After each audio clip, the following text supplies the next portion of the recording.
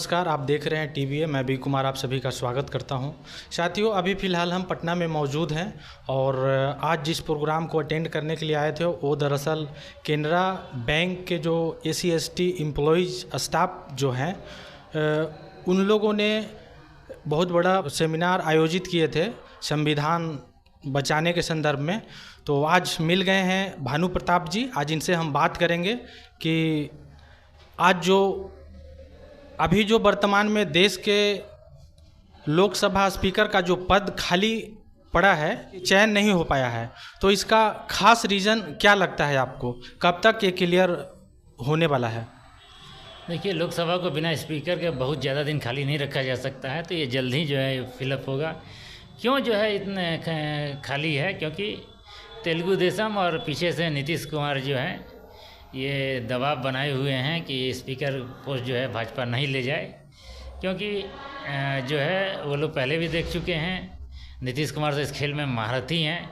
उन्होंने एक उदय नारायण मांझी जब स्पीकर थे तो लालू की पार्टी को जो है गैरकानूनी रूप से जो है तोड़ने में स्पीकर ने अपना गैरकानूनी भूमिका निभाया था। तो इसीलिए तेलुगु देशम पार्टी चाहती है कि स्पीकर कम से कम हमारा रहेगा, तो हमारे जो है सारे सांसद जो हैं उसको, जिस तरह बीजेपी जो है मुकेश सहनी का कुल्हे विधायक को एक ही दिन जो है स्पीकर के पास ले जाके और भाजपा में शामिल करा लिया था, उसी तरह का खेला जो है लोकसभा में तेलुगु देशम पार्टी के सांसदों के साथ बीजेपी न कर दे। इसीलिए तेलुगु देशम पार्टी जो है वो अपना स्पीकर चाहती है।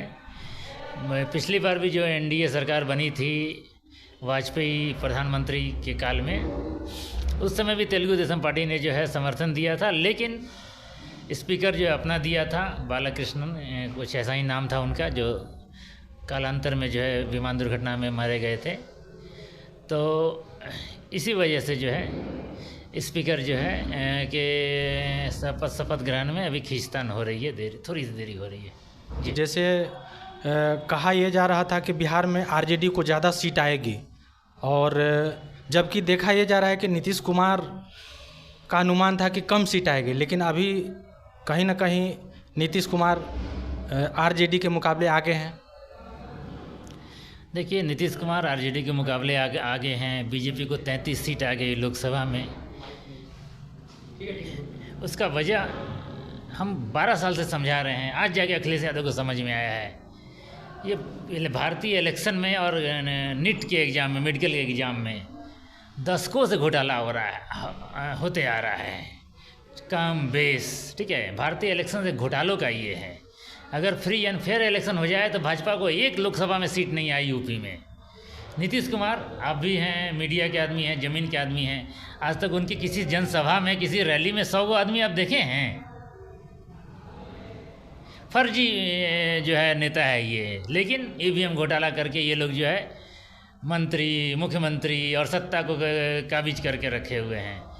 तो बिहार में जो है नीतीश कुमार की पार्टी ने, नीतीश कुमार ने EVM घोटाला जो है जम के किया, और इसी वजह से है। नहीं तो नीतीश कुमार की एक सीट लाने की भी फ्री एंड फेयर इलेक्शन में क्षमता नहीं है। जिसके किसी नेता के 10 आदमी इकट्ठा करने की क्षमता नहीं है, जिस मुख्यमंत्री की 100 आदमी इकट्ठा करने की क्षमता नहीं है, वो आदमी जो है वोट कहाँ से आता है? ये सब फर्जी मशीन जो है आंकड़ा दे देती है, इतना वोट आ गया, उतना वोट आ गया जी। कहा यह भी जा रहा है कि अभी नीतीश कुमार जिस पार्टी से अलायंस किए हैं, तो कहीं ना कहीं ऐसा लग रहा है क्या आपको कि बिहार को विशेष राज्य का दर्जा मिल सकता है? जब नीतीश कुमार और चंद्रबाबू नायडू पे ही ये सरकार टिकी हुई थी कि उनके समर्थन के बिना सरकार नहीं बन सकती है, तो नीतीश कुमार, जिनके बारे में कुछ भी बोलना सूरज को दिया दिखाने के समान है, ठीक है, जो इनका चित प्रतिष्ठित मांग था बिहार के विशेष राज्य का दर्जा, जिसके लिए खूब नौटंकी किए थे, दशकों से करते आ रहे थे, ये उनके लिए सबसे बड़ा समय था कि बार्गेनिंग में जो है बिहार को विशेष राज्य का दर्जा मांग लेते और मोदी सरकार को देना पड़ जाता, क्योंकि सरकार बनाने की बात थी। तो उन्होंने जो है उस मौके का सदुपयोग नहीं किया। ये बिहार को राजनीतिक मांगे थे, क्या कहते हैं, विशेष राज्य का दर्जा एक नौटंकी है, राजनीतिक नौटंकी है नीतीश कुमार की, इसके अलावा कुछ नहीं है। जब एन समय पे जिस दिन जो है मुख्य समय था उस दिन तो वो मांगे नहीं, तो भविष्य में क्या वो मांगेंगे। इसलिए इस सब चोंचले पर जो ध्यान मत दीजिए। और नीतीश कुमार एक नौटंकीबाज है, उसकी ये नौटंकी है।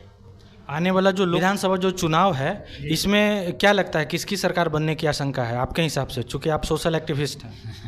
हम सोशल एक्टिविस्ट नहीं हैं, हम ईवीएम एक्टिविस्ट भी हैं, और हम जो है क्या कहते हैं, ब्रेन के भी एक्टिविस्ट हैं। लोकसभा चुनाव के पहले भी जो है क्या कहते हैं,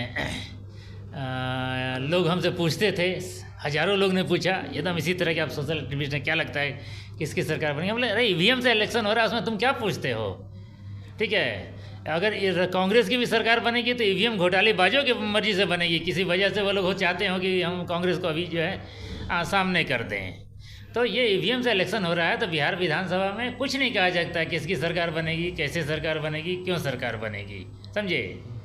आपका एगो एक्टिविस्ट है वेद प्रकाश नाम का, उसको हमने फ़ोन किया, उसका रिकॉर्डिंग भी किया, उससे हमने चुनाव परिणाम के पहले पूछा बताओ कितना आ रहा है, तो बोला 15+ आ रहा है। मतलब 15+ मैंने 16, 17, 18 कौन कौन सीट वो भी बताया।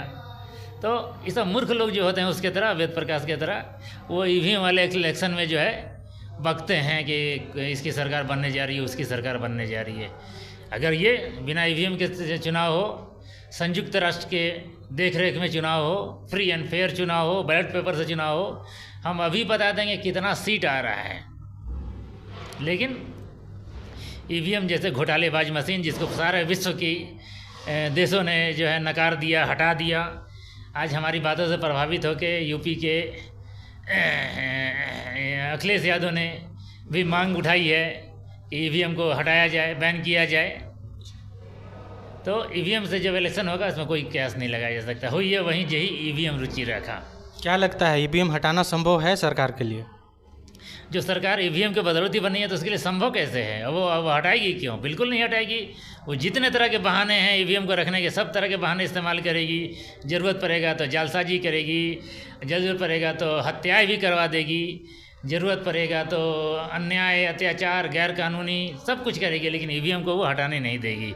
लेकिन जो अपराधी हैं वो तो जो हैं कभी भी जो हैं नहीं चाहेंगे कि हमारा अपराध रुके। लेकिन जो लोग पीड़ित हैं, समाजवादी पार्टी पीड़ित है, लालू यादव पीड़ित है, ये लोग अगर आवाज़ उठाएं इसके लिए कि जो है सामाजिक राजनीतिक लड़ाई लड़ें तो हटेगा। क्योंकि 200 देश हैं पूरे विश्व में, कहीं किसी देश में ईवीएम नहीं बचा हुआ है। एगो मूर्खों का देश भारत ही जो है इसको कंटिन्यू कर रहा है। तो कोई लॉजिक नहीं बनता है इस ईवीएम को रखने का या कंटिन्यू करने का। आप ईवीएम पे आरोप लगा रहे हैं।